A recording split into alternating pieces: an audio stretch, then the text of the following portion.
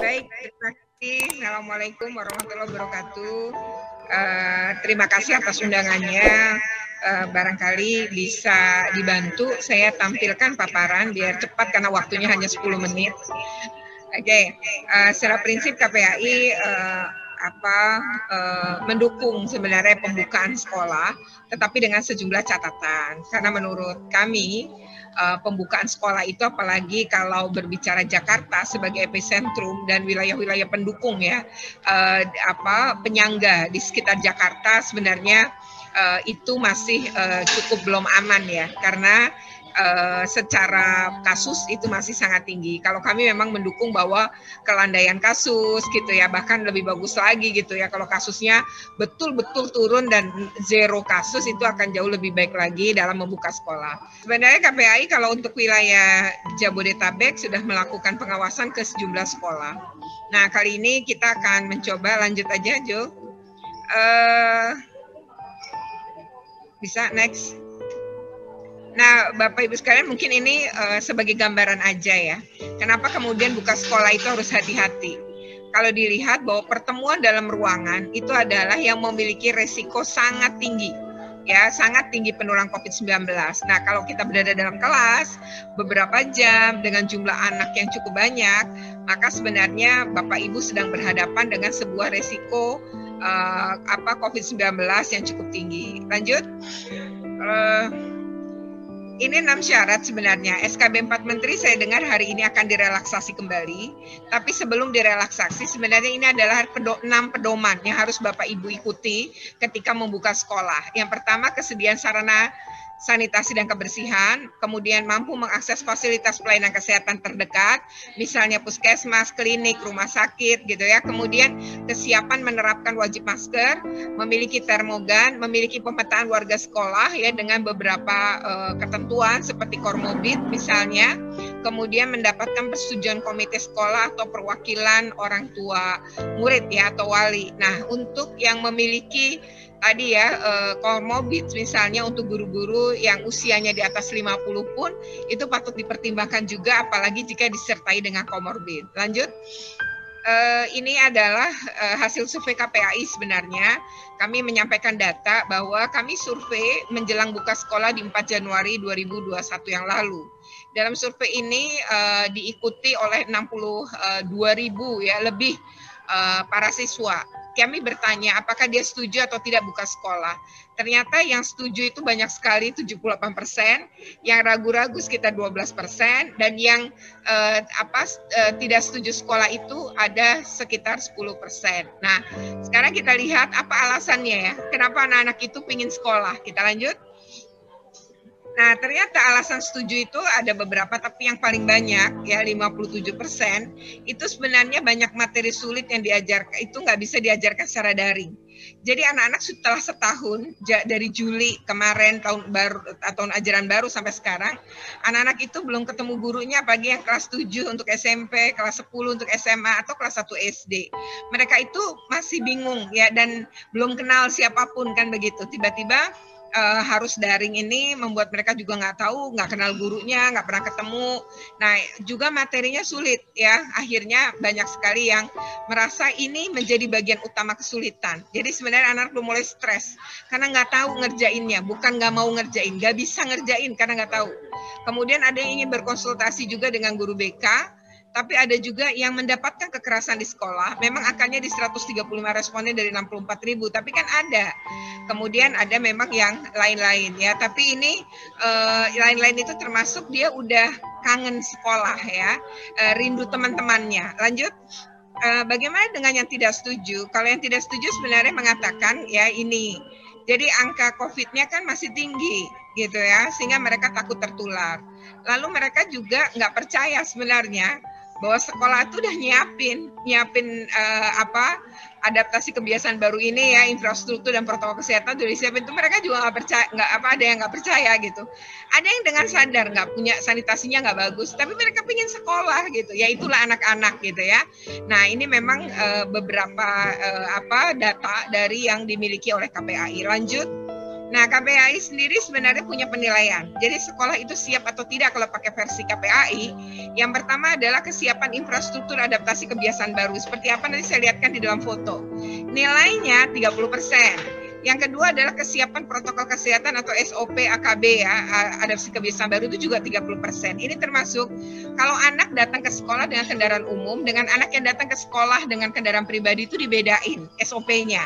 Anak yang dengan kendaraan umum misalnya, dia jangan pakai seragam dulu. Seragamnya diganti di sekolah. Nah, berarti harus ada infrastruktur ruang ganti. Ya, kemudian disinspektan, di mana itu disemprotkan ke tas dan sepatu anak-anak. Nah, berarti harus ada nih cairan khusus disinspektan di sekolah untuk anak-anak yang datang atau guru yang datang dengan kendaraan umum. Karena tidak semua anak kan punya kendaraan pribadi. Kemudian kesiapan ada juga yang disebut dengan ruang isolasi sementara. Jadi kalau pakai termogan ada anak di atas suhunya 37,3, kan berarti ini harus dalam situasi darurat.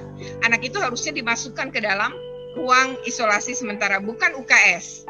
Lalu di situ anak menunggu sampai tenaga kesehatan di fasilitas kesehatan terdekat datang. Itulah kenapa kami mendorong bahwa sekolah yang buka harus punya MOU dengan fasilitas kesehatan terdekat. Berikutnya adalah kesiapan pendukung itu 30%. Ini termasuk tanda-tanda panah, ya kemudian jaga jarak dan lain-lain di sekolah. Nah, terakhir adalah nota kesepahaman tadi ya dengan fasilitas kesehatan terdekat. Nah, ini yang kami nilai ya ini 10% yang terakhir. Kalau total ada gitu ya, protokol kesehatannya 15. Kalau total ada, maka sebenarnya nilainya 100. Dan tapi kami tetap untuk angka 80 kami anggap sangat siap. Jadi 80 sampai ke 100 adalah sekolah yang sangat siap. Lanjut. Ini adalah foto-foto, jadi cepat aja. Saya sudah keliling total 53 sekolah di sekarang udah di 23 kabupaten kota ya. Pada 8 provinsi. Nah, ini adalah infrastruktur cuci tangan yang umumnya sudah disiapkan. Ya, tapi bagaimana penyiapannya, disertai sabun tidak, airnya mengalir tidak, itu harus dipastikan. Plus adalah 1:1. Jadi kalau ada rombongan belajar 30, wastafelnya minimal 30. Lanjut. Ini adalah cairan antiseptik sprayer yang ada di beberapa sekolah. Ini contohnya di SMK 9 Bandung, SMK 11 Bandung, dan juga ada lanjut Jo di SMP misalnya Kota Madiun, kemudian Kota Subang, ya, kemudian Tasikmalaya, itu Manonjaya, Tasikmalaya itu semua ada gitu ya. Mereka mulai melakukan disinfektan terhadap benda maupun kalau untuk orang tadi adalah cairan yang disebut tadi bukan disinfektan ya. Untuk Bandung mereka menggunakan cairan dari Pindad ya yang berasal dari biologi. Lanjut. Ini ruang isolasi sementara Bapak Ibu, bukan UKS ya. Yang sebelah UKS, yang sebelah lagi ruang isolasi. Ruang isolasi cukup ada kursi dan meja tanpa ada tempat tidur. Karena ini hanya sementara. Lanjut. Ini adalah ruang praktek yang ada di mana di silang ya. Jadi ruang praktek ini yang biasanya muat 20 orang itu jadi hanya 9 di SMK 9 Bandung. Sementara yang sebelahnya ini SMK Negeri 33 Jakarta ya, Jakarta Utara. Nah, itu belum menyiapkan ini. Tapi yang ini sama-sama di jurusannya dia sudah menyiapkan. Nah, seperti ini kira-kira gambarnya Bapak Ibu. Lanjut. Ini adalah ruang masak ya, praktik masak. Sama yang biasanya bisa beberapa orang sekarang jadinya harus berjarak begitu kira-kira. Jadi bukan nggak boleh praktik, apalagi praktik ini kadang-kadang nggak bisa di PJJ-kan ya secara online. Lanjut. Ini ruang praktik juga ya, ada yang siap, ada yang tidak.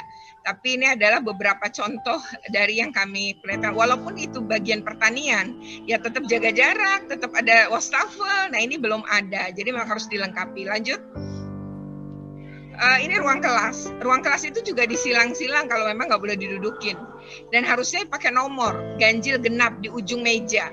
Jadi kalau hari ini masuk genap, besok masuk ganjil, anaknya pada meja yang sama, kursi yang sama, nggak perlu tukar-tukar atau pindah-pindah. Nah, ini yang mencegah. Kalau yang di kelas lain ini nampak masih ada 2 kursi. Hari sebaiknya 1 kursi aja, meja nggak usah pindah nggak apa-apa, tapi kursinya harusnya hanya 1. Takut anak-anak pindah. Lanjut. Ini adalah ruang guru ya. Bapak Ibu pasti tahu ruang guru itu adalah yang sempit, padat, dan sulit jaga jarak. Guru-guru kalau udah di ruang guru makan, ngobrol, ketawa-ketawa tanpa masker. Nah ini yang bisa memicu terjadinya klaster sekolah.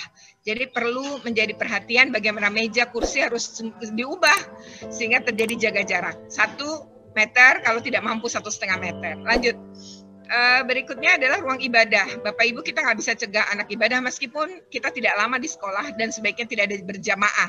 Ya, namun andaikan ada anak yang mau sholat di tengah-tengah bisa duha atau yang lain, kita nggak bisa nolak. Nah ini adalah contoh ya, bagaimana ada sekolah yang cuma pakai titik gitu ya, itu saya rasa kurang terlihat ya. Tapi ini adalah pilihan Bapak Ibu, silakan.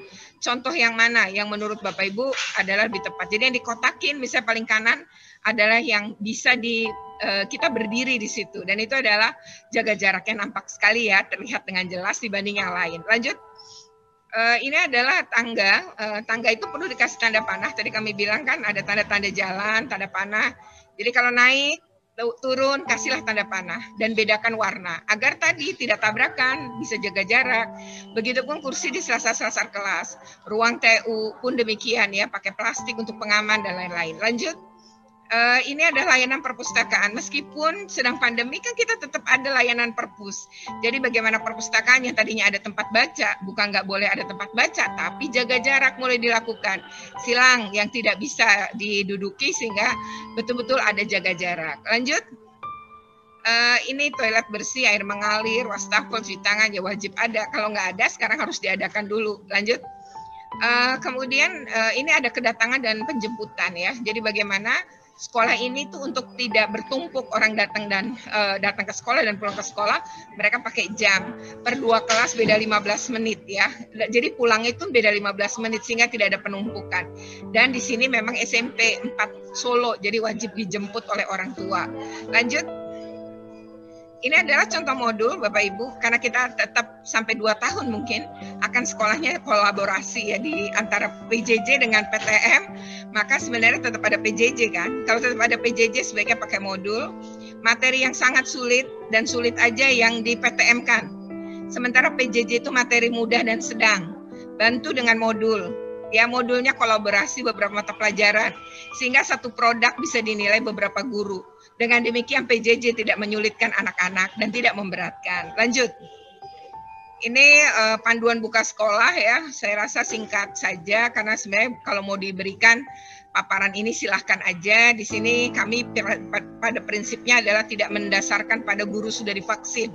Guru sudah divaksin adalah pendukung, tapi yang faktor utama adalah penyiapan. Bagaimana sekolah siap secara infrastruktur, secara protokol kesehatan, maupun punya MOU dengan fasilitas kesehatan terdekat. Lanjut, mungkin cuma nunjukin aja. Next ya. Jadi ini pemerintah daerah butuh dukung. Ya, petakan apakah ada sekolah yang siap, sangat siap, berarti dia diuji coba. Bagi sekolah yang belum siap, tidak siap, dibantu intervensi keuangannya oleh negara. Kalau enggak, mereka enggak siap-siap. Dan ini kasihan anak-anak, ya, membahayakan anak-anak dan guru. Lanjut. Uji coba kami minta seharusnya tidak banyak-banyak ya. Kalau Bogor itu, Kabupaten Bogor uji coba sampai 70%. Masa uji coba 70%? Uji coba itu harusnya 10-20% gitu ya. Kemudian setelah itu baru boleh nambah kalau sudah terlihat nih ada mau diperbaiki di sebelah mananya nih. Nah, jadi kami menyarankan itu, dan muridnya juga nggak usah setengah kalau uji coba, 1/4 aja. Karena kita akan mengubah perilaku ya, pola perilaku. Ini panduan pembelajaran tadi sudah saya ungkapkan. Ya. Bapak Ibu jangan 2 menit lagi Bu ya. Jangan kasih tugas lagi di sekolah ya. Jadi kira-kira itu yang kami sampaikan. Terima kasih atas perhatiannya. Saya kembalikan kepada Mas Fajri. Terima kasih. Assalamualaikum. Waalaikumsalam warahmatullahi wabarakatuh. Terima kasih Bu Retno, menarik banget tadi, maksudnya hasil survei menunjukkan itu sangat tinggi sekali anak-anak pengen kembali ke sekolah dengan berbagai faktor, apakah pengerti pembelajaran dan lain-lain. Tapi di satu sisi angka COVID masih lumayan tinggi, makanya yang perlu dimaksimalkan adalah persiapan kita untuk menyambut anak-anak kembali datang ke sekolah. Sebelum kita lanjut ke pemateri selanjutnya, sebelumnya saya ucapkan selamat datang kepada Bapak Ibu yang baru datang, baru bergabung mungkin.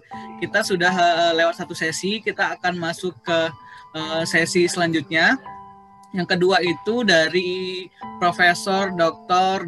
Rini Sekartini, SPAK, akan membahas tentang apa aja sih yang perlu dipersiapkan oleh siswa atau orang tua untuk bisa kembali ke sekolah, dan kemudian bagaimana sebenarnya ciri sekolah atau kelas yang hebat gitu. Mungkin dari Ibu Rini sudah datang? Ya, sudah dari tadi Pak. Oh ya, makasih Prof. Saya bisa share screen, dijadikan kok. Oh, bisa Prof. Ya. Mungkin Mas Irfan dibantu. Ibu Rini sudah ya? Ya, saya belum jadi co-host. Tunggu sebentar. Ini sudah Bu, sudah jadi co-host. Oke. Sudah terlihat ya? Sudah terlihat? Sudah Ibu. Oke. Terima kasih. Assalamualaikum warahmatullahi wabarakatuh. Waalaikumsalam. Terima kasih Pak Andri. Terima kasih sudah mengundang kami. Saya dari Ikatan Dokter Anak Indonesia cabang DKI Jakarta ya. Saya menyampaikan sedikit mengenai persiapan jelang anak kembali ke sekolah ya, terutama untuk aspek kesehatan. Ini pokok bahasan yang saya akan sampaikan pada siang hari ini. Ini data yang terakhir kemarin saya lihat bahwa masih ada kasus memang untuk anak ya. Ini yang kuning ini balita sekitar yang positif 2,8, sebagian besar sembuh, yang dirawat ada 3%. Anak yang lebih besar 6-18 tahun yang positif ada 9,4%, yang dirawat ada 10,4% ya. Yang tidak ada data sekitar 1,9%. Ini awal Maret tahun 2017 yang terkonfirmasi cukup banyak, dan memang anak merupakan salah satu yang risiko tinggi untuk terpapar COVID ya. Di sini kalau sampai 17 Maret 2021 anak balita dan anak usia sekolah sampai 18 tahun kalau kita lihat kasusnya sekitar 12,1% ya. Ini dikatakan angka kasus anak yang tertinggi di Asia Pasifik ya, di negara lain lebih rendah. Dan case fatality rate yaitu angka kematiannya ada sekitar 0,47% dari kematian kasus anak yang ada. Sedangkan untuk kasus COVID, kematian untuk anak sekitar 2,1%. Ya.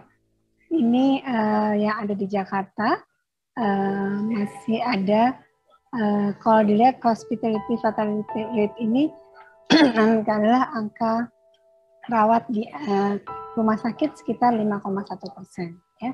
Ini berita-berita tentang sekolah tahun 2021, ini 22 Maret dan 10 Maret, bahwa menemukan paparan positif COVID terutama pada guru ya.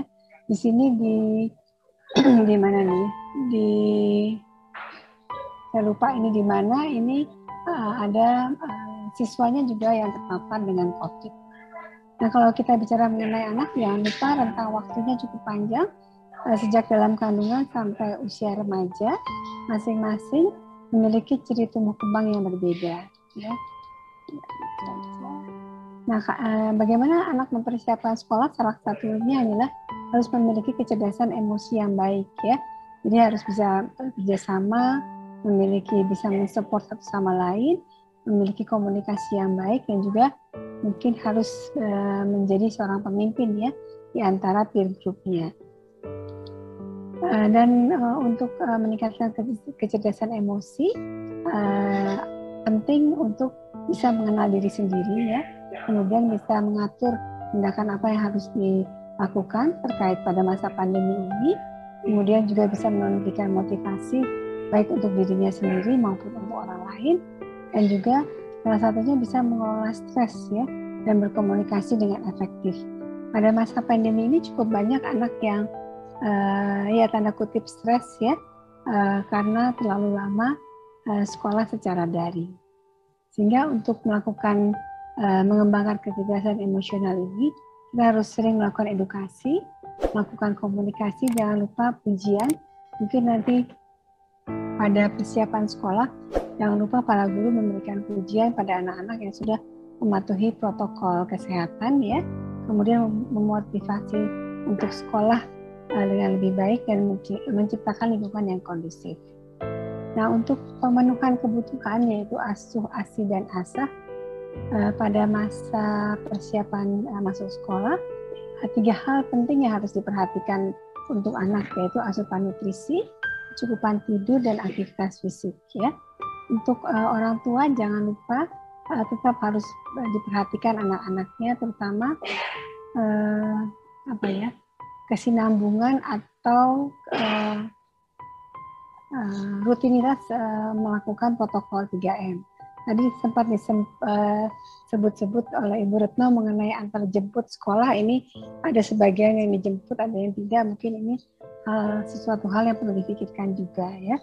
Dan juga jangan lupa orang tua melakukan edukasi dan melakukan pemantauan terhadap kesehatan anak selama anak itu di sekolah maupun di rumah ya. Untuk inti asupan makanan sebenarnya sama seperti masa tidak pandemi, makanan harus sesuai kebutuhan, dan di sini makan makanan harus matang, berikan buah atau sayur sebanyak 5 kali sehari, minum cukup ya, boleh ditambahkan vitamin dan mineral. Nah, pada masa pandemi atau nanti pada masa masuk sekolah diharapkan anak membawa bekal sendiri, tidak makan bersama-sama, kemudian gunakan alat makan pribadi. Nah, bagaimana dengan kantin atau jajanan di sekolah? Harapan kami untuk segi keamanan, sebaiknya di sekolah tidak ada penjual makanan, baik di dalam sekolah maupun di seputar sekolah. Ya. Nah, kemudian ini adalah tujuan kenapa nutrisi itu penting. Salah satunya adalah mengurangi risiko untuk terjangkit penyakit, terutama penyakit infeksi, dan juga meningkatkan daya tahan tubuh. Ya. Yang berikutnya adalah jam tidur. Selama pandemi ini jam tidur anak sudah sangat berubah. Ya. Ini seharusnya anak prasekolah sekitar 10-13 jam, anak sekolah sampai SMP, SD, SMP 9-11 jam. Remaja 8-10 jam. Mungkin para orang tua yang harus mewajibkan kembali anak tidur dengan benar kalau sudah melakukan kembali ke sekolah ya, karena jam sekolah saya rasa tetap pagi ya, jam 6:30 jam 7 pagi, sehingga harus diperbaiki pola jam tidurnya dari sekarang ya. Jangan lupa lakukan aktivitas fisik untuk anak, tidak harus lama-lama, rekomendasinya sekitar 30 menit sehari. Sebaiknya tidak melakukan olahraga bersama-sama, karena biasanya olahraga menggunakan masker kurang nyaman pada seorang anak, sehingga untuk naik sepeda bisa bersama-sama beberapa orang tapi tidak berkerumun. Tapi kalau permainan seperti basket ini lebih risiko ya, karena anak biasanya bermain basket dalam beberapa orang ya. Nah, ini ada checklist dari WHO mengenai persiapan untuk koordinasi pembukaan sekolah. Di sini ada 21 checklist yang harus dipenuhi ya.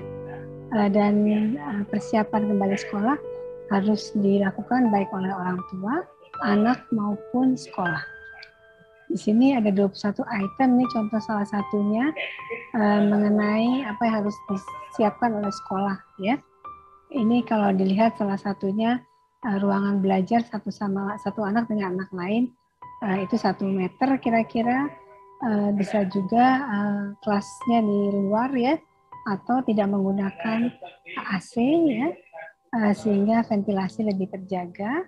Kemudian tadi sudah disampaikan Bu Wahyu mengenai selalu cuci tangan dengan baik ya. Kemudian ada beberapa kaidah bagaimana polisi atau kebijakan orang-orang yang datang ke sekolah tersebut ya. Mana yang harus boleh datang dan mana yang boleh tidak. Jangan lupa menggunakan masker, itu hukumnya wajib, dan mungkin satu anak harus dibekali masker lebih dari 1. ya. Kemudian jangan lupa di sekolah harus memberikan edukasi terus-menerus, bisa melalui poster, melalui flyer, ya. Ventilasi ini harus selalu dijaga. Yang dianjurkan mengenai ruangan kelas adalah yang terbuka. Jadi sekarang kalau di Jakarta sebagian besar menggunakan AC, ya. Mungkin sepagi itu harus dibuka, dan kalau di beberapa kantor sekarang juga AC nyala, tetapi beberapa jendela dibiarkan terbuka, ya. Kantin saya rasa sebaiknya ditutup saja sehingga anak diharapkan membawa bekal sendiri dan makan tidak berkerumun, ya. Kemudian yang lainnya seperti ini tadi sabun, cuci tangan, mungkin tidak harus sebanyak mungkin, ya, tetapi tetap harus jaga jarak pada saat cuci tangan, ya. Nah, kemudian ada aturan khusus bila ditemukan kasus baru COVID pada anak, guru atau karyawan sekolah, harus dibuat alur, tadi buat kerjasama, lapor ke puskesmas tempat sekolah bernaung, dan jangan lupa melakukan tracing, ya, atau mencari kasus lain yang pada saat anak tersebut terkonfirmasi positif bertemu dengan anak lain, guru maupun karyawan yang terpapar, sehingga mereka harus dilakukan pemeriksaan, ya. Nah, kemudian ada beberapa gejala yang harus diperhatikan, yang harus kita curigai kemungkinan ada paparan, yaitu satu pertama demam, ya, batu kering, kemudian anak merasa kelelahan, ya. Ini sebaiknya kalau ada gejala tersebut anak tidak perlu datang ke sekolah, ya. Sebaiknya guru di sekolah memiliki catatan rekor status kesehatan anak. Tadi Bu Wahyu menyampaikan yang risiko tinggi bukan saja guru tetapi anak, ya. Ada beberapa anak mungkin yang memiliki penyakit kronis, nah itu harus juga ditanyakan, sehingga harus kita perhatikan. Dan kalau ada kasus yang terkena infeksi lainnya juga sebaiknya tidak sekolah. Nah, satu yang dianjurkan juga, jangan lupa memberikan imunisasi lain untuk anak-anak yang diharuskan. Saya tahu di SD itu ada 3 imunisasi, ya, DPT dan MR. Itu sebaiknya dilengkapi untuk setiap anak, ya. Ini masih ada lagi beberapa yang harus diperhatikan. Ada 21 checklist, ini cukup baik untuk menjadi referensi, ya. Jadi persiapan untuk orang tua harus memenuhi kebutuhan dasar, edukasi, penerapan edukasi dan pantau, ya, penerapan protokol 3M, ajari anak dengan mencuci tangan dengan benar, kemudian siapkan masker, pengganti, hand sanitizer untuk keperluan pribadi. Jadi jangan sampai pinjaman, ya, pinjaman hand sanitizer, apalagi pinjaman masker itu tidak boleh, ya. Jadi ada, ya, bila anak sakit cegah untuk sekolah dan tetap dampingi anak sekolah baik sekolah daring maupun luring.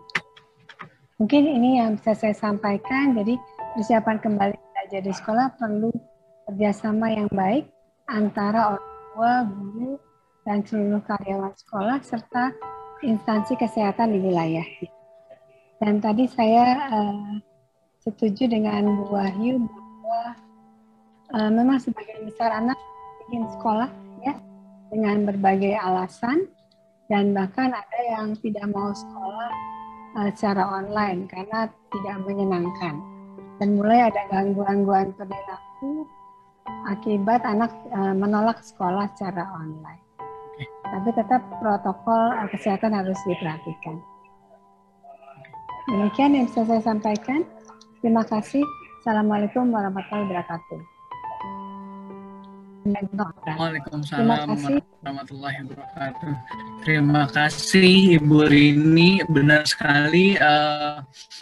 Tadi kita udah dengar tentang apa aja yang dipersiapkan dengan sekolah, tidak cukup tes anak, terus dijaga di sekolah.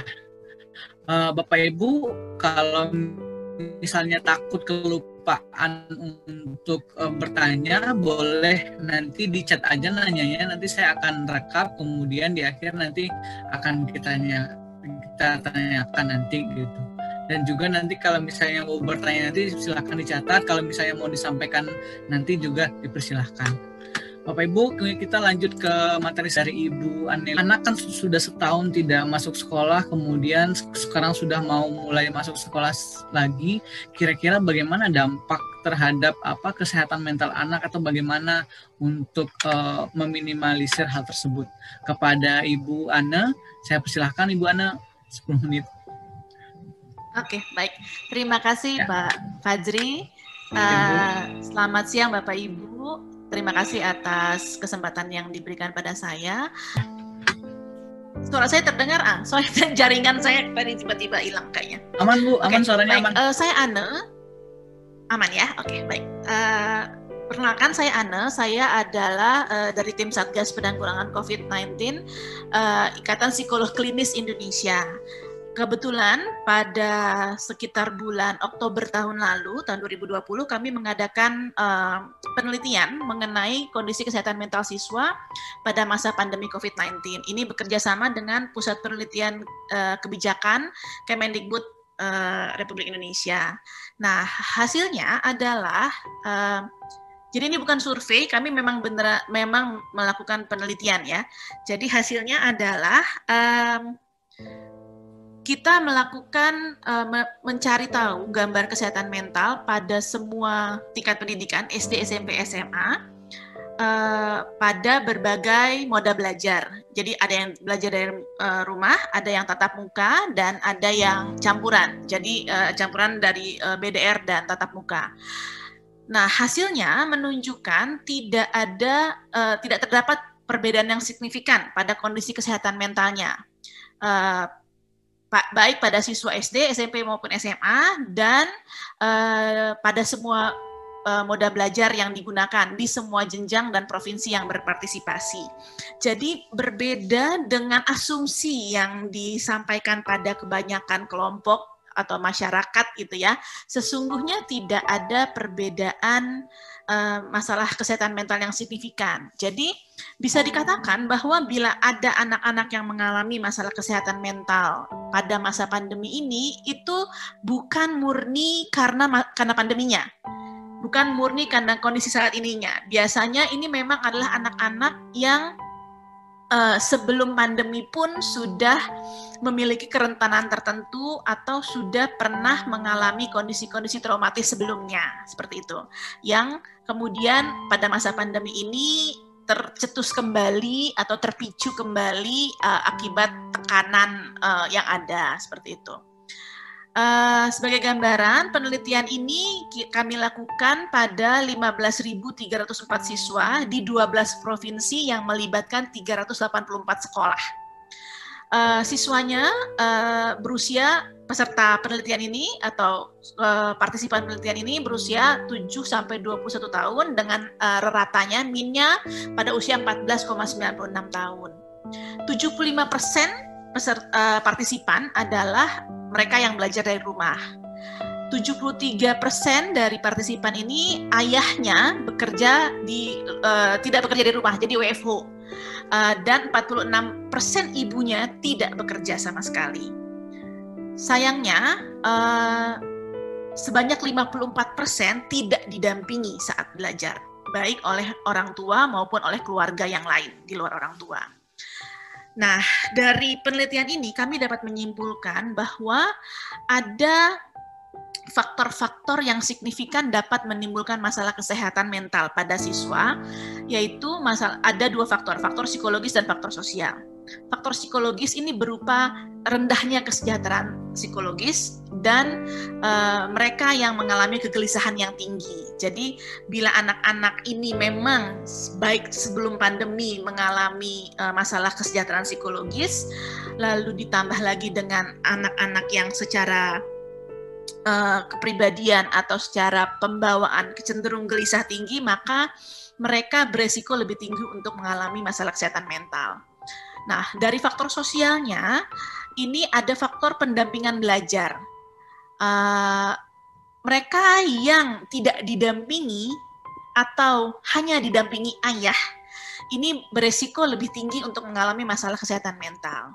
Lalu juga faktor sosial yang terkait kondisi sosioekonomi yang rendah, ini juga menjadi faktor risiko yang signifikan untuk mengalami masalah kesehatan mental. Dari kedua faktor ini, ternyata faktor psikologis lah yang memiliki pengaruh yang lebih besar dibandingkan faktor sosial terhadap kemunculan masalah kesehatan mental. Jadi kalau faktor sosialnya ada namun faktor psikologisnya tidak ada, maka masalah kesehatan mentalnya resikonya menjadi lebih kecil. Kita membacanya menjadi seperti itu ya. Oke.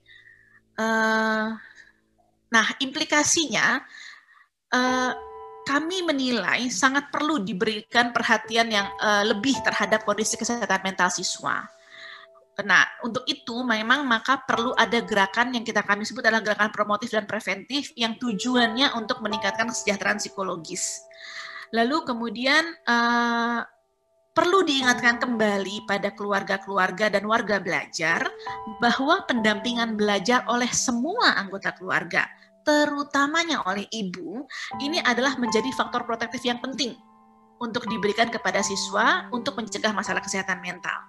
Jadi kalau bisa didampingi minimal oleh ibu, ini akan anak akan lebih bisa terhindarkan dari masalah kesehatan mental. Orang tua sendiri juga perlu mendapat dukungan psikologis, terutama bila orang tua tersebut bekerja di rumah. Jadi kondisi bekerja di rumah ini baik sama seperti dengan belajar dari rumah juga memiliki tantangan yang cukup besar kan ya. Nah, kalau orang tuanya tidak mendapatkan dukungan psikologis, maka sulit bagi orang tua untuk dapat menemukan keseimbangan antara pekerjaan dan kewajiban mereka pada anaknya.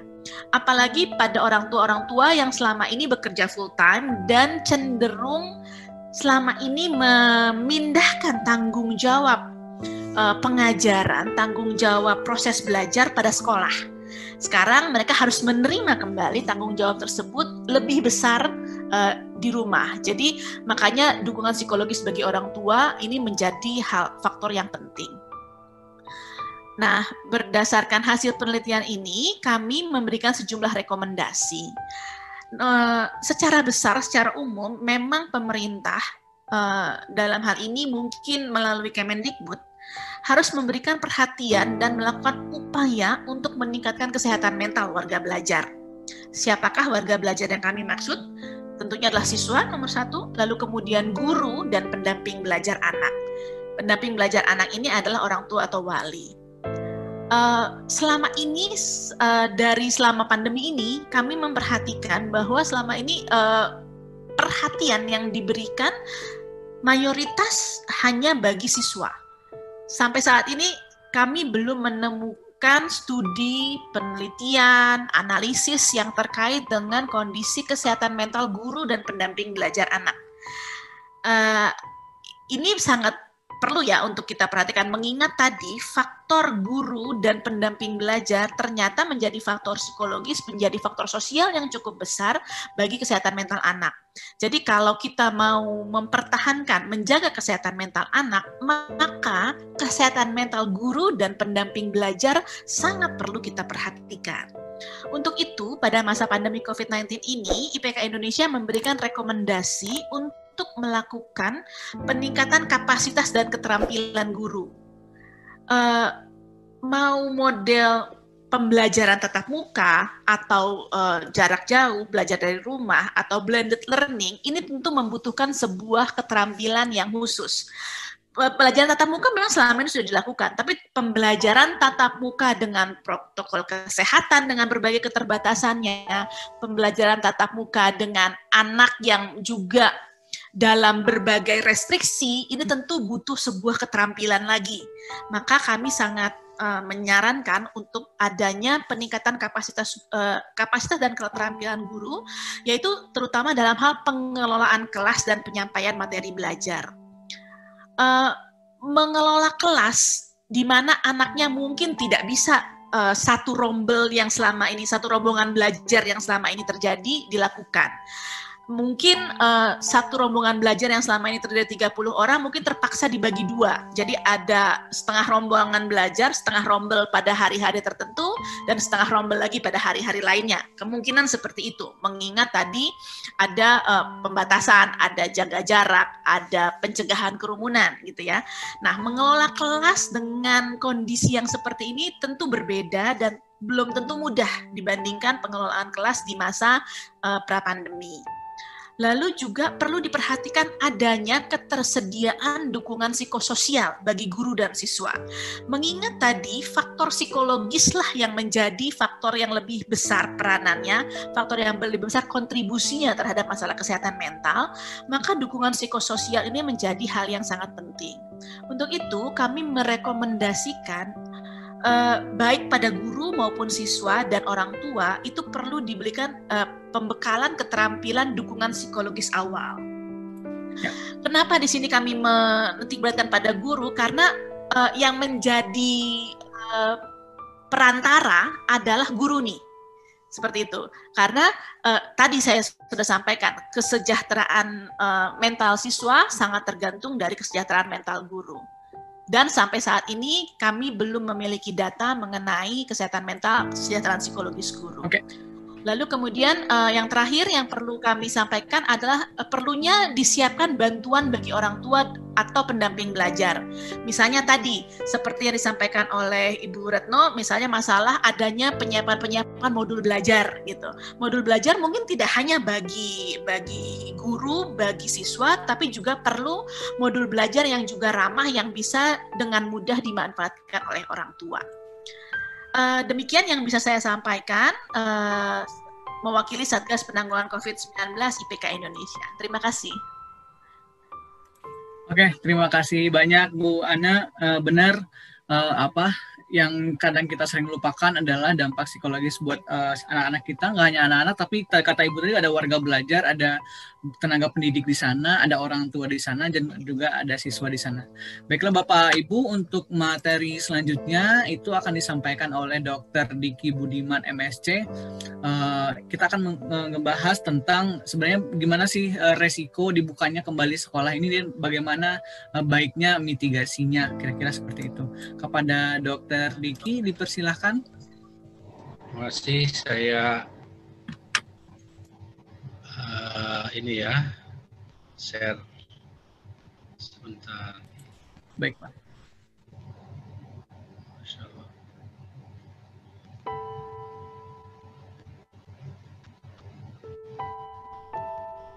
Sambil Dr. Diki nge-share, Bapak Ibu semuanya, nanti materi akan saya kumpulkan, kemudian nanti saya akan kasih ke Bapak Ibu semuanya, nanti bisa kita kasih linknya juga. Dan kalau misalnya ada yang mau bertanya, silakan chat di sana Bapak Ibu semuanya. Terima kasih.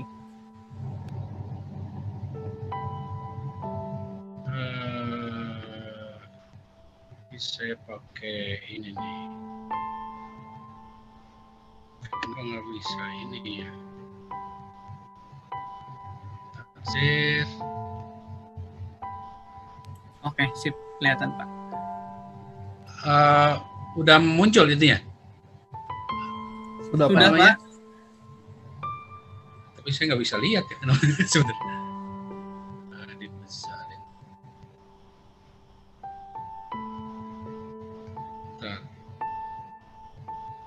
PowerPoint-nya udah muncul, manajemen risiko? Sudah Pak. Udah, oke. Udah. Ya, baik. Terima kasih. Beberapa pemapar sebelumnya saya kira sudah menyampaikan cukup lugas dan juga tegas ya dari Bu Retno, Prof. Rini, dan Bu Anel. Saya akan menyampaikan yang singkat-singkatnya. Nanti saya kirim PDF-nya yang lebih lengkap ke panitia. Sorry.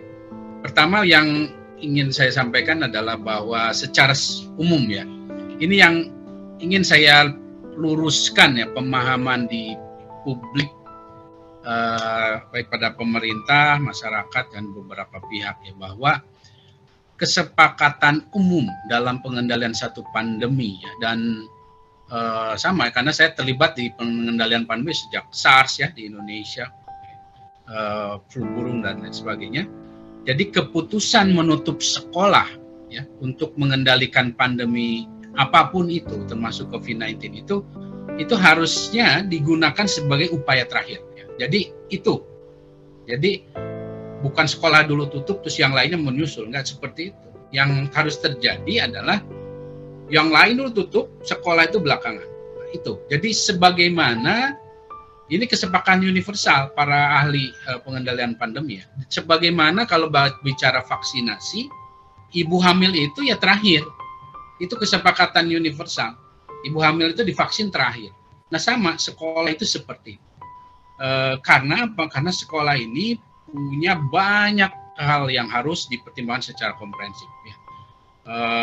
Ahli-ahli pendidikan sudah banyak menyampaikan. Dan itulah sebabnya kenapa ketika pandemi mulai terkendali, sekolahlah yang pertama juga dibuka begitu. Jadi bukan mall dibuka atau karaoke dan lain sebagainya, tapi sekolahlah yang pertama dibuka. Jadi ini pemahaman universal dan yang benar ya, berbasis sains yang harus kita pahami. Yang artinya lagi bahwa para pembuat keputusan ini harus memahami kondisi sangat penting dan unik dari sekolah ini. Nah, kemudian fakta lainnya, tadi juga Prof. Ini sudah menyampaikan bahwa anak-anak ini tetap rawan, ya, punya potensi tertular atau juga menularkan.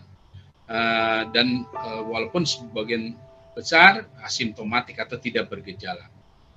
Nah, kemudian ada hal lain yang perlu juga difahami bahwa sejauh ini memang secara global, universal, belum ada konsensus tentang pada level berapa sebaiknya, idealnya penyebaran komunitas ya yang aman untuk dilakukan kelas tatap muka. Ini masih ada perbedaan. Ya. Walaupun rentangnya itu sudah bisa kita perkirakan. Kemudian yang harus juga difahami bahwa penutupan sekolah ya, itu berkontribusi pada pengurangan penularan COVID-19, tetapi kalau dia itu sekali lagi dilakukan berbarengan bersinergi dengan penutupan lain, karena dia kan ditutup terakhir nih sekolah idealnya nih bicara dalam konteks pendekatan berbasis sains. Ya. Nah kalau hanya sekolah saja yang ditutup kemudian yang lain tidak ditutup, itu tidak ada manfaat yang terjadi. Sebaliknya, ini yang harus difahami, gitu, harus difahami. Kemudian hal lain yang ingin saya sampaikan adalah prinsip dasar, ya, bahwa bukti sampai saat ini menunjukkan bahwa banyak sekolah di dunia ini yang bisa menerapkan tatap muka dengan cara disiplin, ya, berkomitmen dalam strategi pencegahan, dan ini didukung oleh pemerintah dan masyarakat. Nah, strategi pencegahan apanya nanti akan saya sampaikan. Nah, untuk diketahui strategi ini tetap harus hampir sama semua wilayah, walaupun dikatakan zona hijau diupayakan hampir sama, berstandar yang sama ya, untuk meminimalisir risiko. Kemudian juga prinsip dasar lain bahwa ada keluarga siswa yang berisiko tinggi mengalami penyakit parah, ya. Ini yang harus diberi pilihan. Jadi artinya kewajiban tatap muka ini harus ada juga yang sifatnya kasuistik. Nanti melihat pertimbangan dari beberapa kondisi siswa dan keluarga. Tadi juga yang disampaikan Bu Anelia ya, dan memang betul bahwa setiap sekolah ini dimanapun dalam situasi pandemi ini harus didorong menerapkan ketika melakukan tatap muka ini, menerapkan pengelompokan siswa. Jadi tidak pada jumlah yang sama. Rata-rata kalau melihat dari studi atau keberhasilan di negara yang pada tingkat aman itu di antara 10, 15, 20. Kalau saya bisa menyarankan kita ya tidak lebih dari 20 lah ya untuk di Indonesia ya. Ini juga karena juga keterbatasan guru. Kalau bisa 10 ya bagus sekali.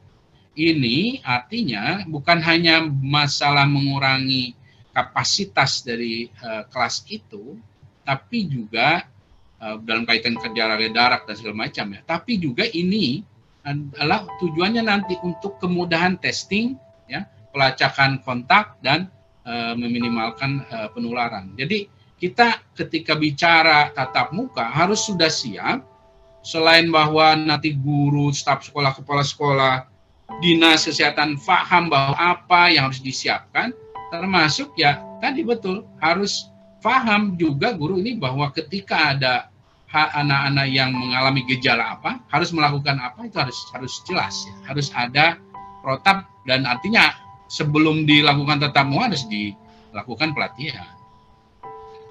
Nah, pertama yang harus dijadikan pertimbangan ya dalam melihat situasi keamanan sekolah adalah melihat tingkat penularan komunitas. Semakin besar penularan di publik, ya semakin besar juga potensinya ke sekolah. Nah ini artinya posisi sekolah akan sangat rawan. Sehingga kalau memutuskan melakukan tatap muka, maka strategi pencegahannya harus berlapis, ya. Harus digunakan dengan komitmen tinggi dan konsisten tadi. Nah, melihat tingkat penularannya ini mungkin agak ya ini terlalu teknis, tapi intinya ada dua kriterianya dari kasus ya per hari, yang menurut saya untuk Indonesia setidaknya di bawah 50 kasus per 100.000 atau lah ya di tes positivity rate yang di bawah 8%. Ini salah satu indikator. Jadi kalau ini tidak tercapai, artinya risikonya tinggi, sehingga ya, ada banyak strategi jaring pengaman yang harus dilakukan oleh sekolah, oleh guru, oleh orang tua juga ya, dan masyarakat. Dari mulai jarak ya, dari mulai ventilasi, dari mulai tadi masker juga, dan bagaimana program testing ya, dan juga tentu terakhir adalah harus ada sifatnya memonitoring, evaluasi secara berkala program ini ya. Berkala itu 2 minggu sekali. Kemudian tentu dalam aktivitas ini tidak ada, dan saat ini tidak bolehlah ada aktivitas yang sifatnya bernyanyi ya, atau sementara olahraga yang dekat ya, kontak fisik ini dihindari. Kemudian juga memindahkan aktivitas ke luar ruangan. Kemudian di kelas kalau furniture itu dihilangkan kalau yang nggak penting ya, untuk memperluas kapasitas ya, lebih luas sekolah.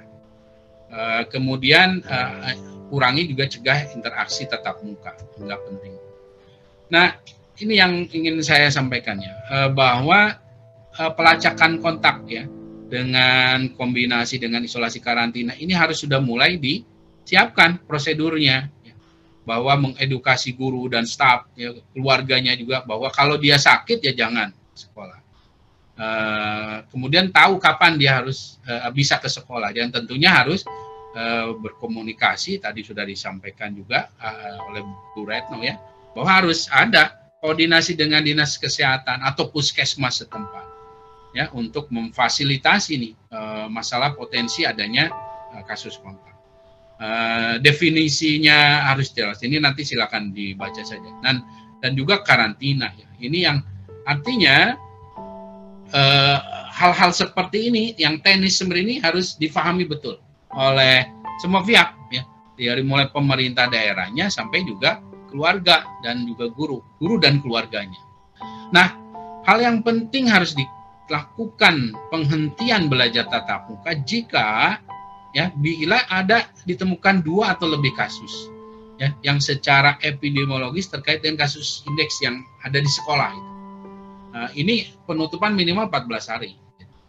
Ini harus berhenti. Jadi ketika misalnya sudah berjalan, nah kita sudah tahu kapan narik rem gitu. Nah, ini harus dipahami ketika ada bukan 2 atau lebih kasus. Kalau di kelas ya, ini saya tambahkan. Kalau di kelas misalnya ada 1 orang terdeteksi, kelas itu libur. 1 kelas itu yang ada anak di situ ya, gurunya juga harus 2 minggu ini 2 minggu karantina di rumah masing-masing, dan juga kelasnya diliburkan dulu. Kemudian yang disebut 2 ini artinya satu sekolah. Kalau beda kelas atau satu kelas ada 2, pokoknya ada 2, ya dia harus berhenti dulu sekolah itu 2 minggu untuk nanti dilakukan tadi pelacakan oleh petugas puskesmas. Setelah 2 minggu ya bisa lagi. Kemudian bagaimana kalau di satu kota, ya, 1/3 dari sekolah di kota itu tutup karena 2 yang tadi, itu satu kota itu tutup dulu sekolahnya, ya, 2 minggu. Jadi seperti itu, harus memahami kapan kita mengangkat rem itu, menginjak rem, menghentikan. Kemudian hal lainnya, bila dalam komunitas itu, maksudnya bisa saja itu level kecamatan atau kabupaten kota, ada peningkatan insiden, ya, ada kasus COVID-nya meningkat terus, nggak landai, tes positivity rate-nya juga terus meningkat, terus rumah sakit penuh, itu harus berhenti dulu, ya, sampai dianggap ya tadi sudah menurun lagi, seperti itu. Ini yang harus jadi kalau masih naik turun ini tidak masalah atau stabil, gitu ya. Kemudian tentang testing, ya ini yang makanya perlu ada sebelum memutuskan tatap muka, harus ada koordinasi kerjasama dengan dinas kesehatan dan puskesmas, karena harus ada rencana testing berkala untuk guru dan staf sekolah, ya. Kemudian bagaimana bisa per 2 minggu misalnya, itu bisa semua guru sekolah, ya lebih baik. Kalau tidak sampling, ya bisa ya rapid test antigen. Dan kemudian juga ada pada kelompok siswa, ya bisa dilakukan sampling, ya setidaknya sebulan sekali. Ini perlu karena kita mau melakukan jejaring pengaman itu, karena situasi Indonesia ini kan belum dalam kondisi terkendali. Harus difahami bahwa pandemi kita ini tidak terkendali baik, sehingga kalau memutuskan membuka tatap muka ya harus dilakukan ini untuk melindungi anak, guru, dan keluarganya, pihak guru keluarganya. Karena oleh sebab itu ketika ditemukan ya akan dilakukan konfirmasi, pelacakan. Nah, bagaimana dikaitkan dengan strain baru? Strain baru ini sekali lagi bukti menunjukkan kalau kita bisa melakukan pengamanan tadi akan lebih bisa kita jaga, ya. Tapi dengan mengingat hal yang tadi, ya, rem darurat tadi. Dan sekali lagi terakhir ini, jangan ke sekolah kalau ada gejala seperti ini, walaupun terkait COVID ataupun tidak, ya. Dan penutup bahwa sekali lagi sekolah harus mengadopsi, ya, strategi pencegahan semaksimal sepraktis mungkin, karena ini harus ada pengamanan berlapis, termasuk nanti ada inform consent, ya, pada orang tua atau siswa kalau ada pemeriksaan. Mungkin begitu. Nanti saya kirim PDF yang lebih lengkapnya. Terima kasih. Terima kasih Dr. Diki. Dari paparan tadi clear, ya, maksudnya adalah kegiatan kewajiban tatap muka ini tetap fleksibel terhadap kasus-kasus tertentu, karena tetap prioritas kita adalah kesehatan anak-anak dan kesehatan lingkungan sekolah.